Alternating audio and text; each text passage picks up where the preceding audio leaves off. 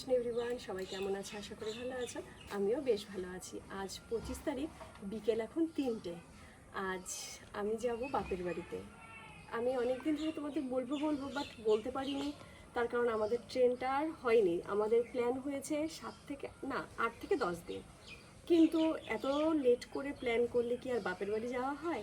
যেহেতু এত দূর আমাকে ট্রেনের টিকিট কাটতে হয়, সেহেতু আমি ট্রেনের টিকিট পাইনি। এই সময় সবাই বাড়ি ফেরে, আমি তো ভেবেছিলাম আমার আর বাড়ি যাওয়াই হবে না। যাই হোক, তারপর আমরা ডিসিশন নিলাম আমরা বাসে যাব। যেরকম ডিসিশন নেওয়া সেরকম কাজ।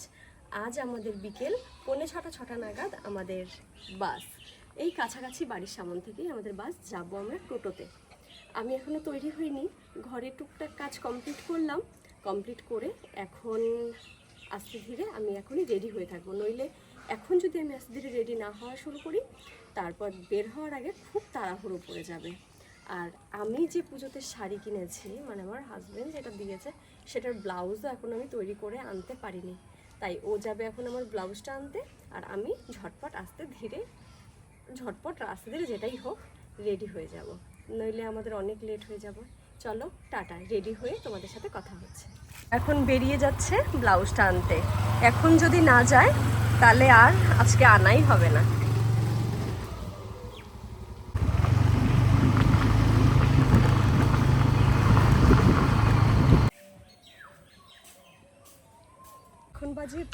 এখন বাজে 4:45, আর আমরা ঝটপট তৈরি হয়ে বেরিয়েও পড়েছি। ঘরের থেকে কেন করিনি? ঘরের থেকে করলে লাগেজ নিয়ে বেরোতে খুব সমস্যা। আর আমরা টোটো বলে রাখিনি। টোটো বলে রাখলে এখান থেকে যেতে অনেকটা সময় নিয়ে নেয়। আসবে, তারপর তাকে টাইম দিলে টাইমের মধ্যে আসে না, আর টাকাও ভাড়াও বেশি নেয়। তাই ভাবলাম এই ভাঙা খুচরো টোটোতে চলে যাব, আমাদের অনেক সুবিধে হবে। আর বাসে তো এবার ফার্স্ট টাইম, তাই একটু নার্ভাস, কখনো যাইনি। আর আমরা সন্ধ্যের জন্য খাবার নিয়েছি আলু পরোটা। আমি খুব একটা পছন্দ করি না, কিন্তু আজকে মা বানিয়েছে, মানে আমার শাশুড়ি মা বানিয়েছে। জাস্ট অপূর্ব হয়েছে। আমি হাফ খেয়েছি।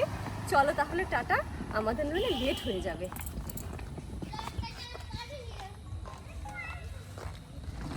আমরা টোটোর কাছেও চলে এসেছি। আমাদের বাড়ির সামন থেকেই অন্যদিন টোটো পাওয়া যায়, আর দরকারের সময় তো সবাই জানে কিছুই পাওয়া যায় না, তাই এখান দিয়ে অনেক টোটো যাওয়া আসা করে।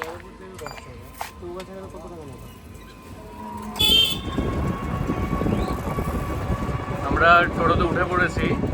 আর আজকে দুপুরের পর থেকে একটু মেঘ করেছিল। সকাল থেকে তো বেশ রোদ ছিল, একদম মানে বলে না যেমন কাচের উপরে রোদগুলো যেমন চকচক করে, সেরকম রোদ ছিল।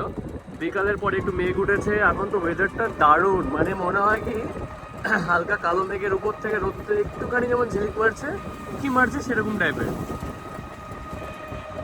আমরা প্রায় চলে এসেছি। ওই যে ওখানে গেট পড়ে গেছে রেল লাইনের, ওই গেটটা পার করলেই আমরা নামবো। অনেক জ্যাম হয়ে গেছে, আমরাও এসছি, ট্রেনটাও পাস হয়ে গেল। যাই হোক, ভালোই হয়েছে, বেশিক্ষণ দাঁড়াতে হলো না।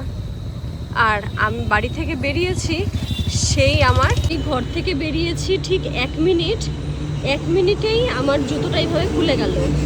এমন নয় বহু বছরের পুরনো, বাট সেরকম পরা হয়নি। আমি 3 থেকে 4 বার পরেছি জুতোটা। এর জন্য নতুন জিনিস কিনে রেখে দিতে নেই, নতুন জিনিস কিনে পরে নিতে হয়। আর আমরা যার জন্য উপায় না পেয়ে একটা ফেবিকুইক কিনলাম। আমাকে তো এখন কোচবিহার পর্যন্ত যেতে হবে, তার জন্য এখন আর কি করা যাবে। এই যে ফেবিকুইক, ও আবার ফেবিকুইকটা দেখিয়ে দিল। এখন একটু না লাগালেই না হয়। আমরা এখন চটপট লাগিয়ে নিই, নইলে খুব পরে অসুবিধে হচ্ছিল। আমরা চৌগাছার মাথায় পৌঁছে গেছি। এই চৌগাছার এই দিকে গেলে কৃষ্ণনগর, মানে সোজা গিয়ে লেফট সাইডে কৃষ্ণনগর, সোজা গেলে কলকাতা। আর আমার উল্টো দিকে হচ্ছে শিলিগুড়ি, মানে আমাদের সাইডটা উত্তরবঙ্গ সাইড। আর আমরা এই রাস্তা দিয়ে এলাম। তো আমার পুরো নতুন হয়ে গেল। আর আমাদের এখানে বসে থাকতে হবে এখনও মোটামুটি 15 মিনিট।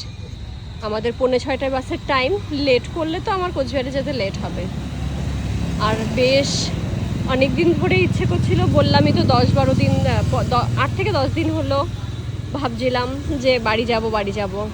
পুজোর সময় একটু যেতে কার না ইচ্ছে করে। আর মেয়েরা এত দূরে থাকে, মেয়েদের তো অবশ্যই যেতে ইচ্ছে করে মাঝে মাঝে মায়ের কাছে। আমার যেহেতু শুধুই মা থাকে আর একটু ইচ্ছেটা বেশি করে। আমি তো ভেবেছিলাম যাওয়া হবেই না। যাই হোক, রাধা মাধবের কৃপায় আমরা বাসে যাই, ট্রেনে যাই, যাওয়া হচ্ছে। এখনও বাস আসেনি। লালগোলা ট্রেনটা এই সময় যায়, আর লালগোলা ট্রেনটা গেল জন্য প্রচুর ভিড়, প্রচুর মানে জ্যাম এত হয়েছে। আমি এত বছরে মানে এখানে এতদিন ধরে আছি, আমি কখনো এত জ্যাম দেখিনি আমাদের এই চৌগাছার এই জায়গায়। আজ প্রচুর জ্যাম। আমাদের বাস ঢোকার কথা 6:45 নাগাদ, এখন 7:05 থেকে 10 বাজে। এতক্ষণ বসে আছি, আর ভালো লাগছে না, যার জন্য বাড়ি ফিরে যাচ্ছি। আমার আর যাওয়া হলো না, কি আর করা যাবে। ভিডিওটা আর কন্টিনিউ করলাম না, মনটাও ভালো লাগছে না। চলো টাটা। কপালটা এতই ভালো, বাস লেট করলো তো করলো, কতক্ষণ লেট করলো, এখন বাজে 8টা। আর ওখান থেকে যখন আমরা বের হয়ে আসি তখন আমার আরেক সাইডে জুতোও ছিঁড়ে যায়। যেই সাইডে আঠা দিয়েছি তার পাশটা তো ছিঁড়েই যায়, আরেকটা পুরোটাই উঠে যায়। আমাকে বাধ্য হয়ে, জুতোটা আমি পরার মতন পরিস্থিতি ছিল না, বাধ্য হয়ে ফেলে দিলাম। ওখান থেকে আমরা মন খারাপ করে বাড়ি চলে আসছিলাম। হঠাৎ করে ও বলছে যে না, বের হয়েছে যখন আমাদের যাওয়া উচিত, আজকে না গেলে আমাদের যাওয়া হবে না, বা আসা লেট হয়ে যাবে, বা আসতে একটু প্রবলেম হয়ে যাবে, তাড়াতাড়ি আসতে হবে বা লেট হয়ে যাবে। যার জন্য আমরা কোনো উপায় না পেয়ে লঞ্চে এলাম। আমাদের যেহেতু টিকিট নেই, আমরা সেহেতু স্লিপারে উঠবো। স্লিপারে উঠে যদি টিকিট পাই, টিটি ধরে, আর কিছু করার নেই আমার।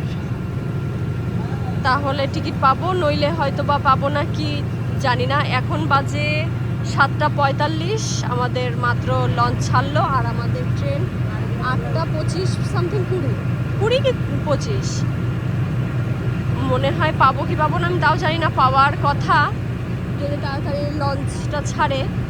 নৌকাটা একটু লেট হবে জন্য আমরা কিছু না ভেবে লঞ্চে চলে এলাম।